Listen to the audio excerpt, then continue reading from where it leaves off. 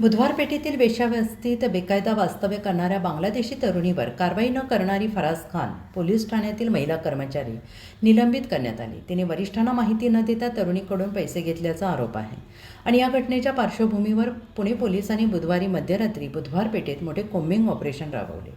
स्थानिक पोलिसांसह गुन्हे शोध विभागाच्या युनिट्सचा फौजफाटा रात्री 12 वाजता दाखल झाला. सर्व रस्त्यांवर नाकाबंदी करून शुक्रवार पेठ पोलीस चौकीजवळील कुंडणखाण्यांमध्ये झाडाझडती घेतली.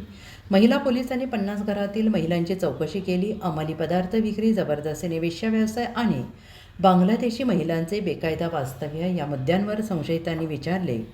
रात्री 12 ते पहाटे 3 पर्यंत कारवाई सुरू होती आणि प्रत्येक गल्लीबाहेर नाकाबंदी केली होती. वरिष्ठ अधिकाऱ्यांनी अशा घटना थांबवण्यासाठी कठोर भूमिका घेतली पाहिजे.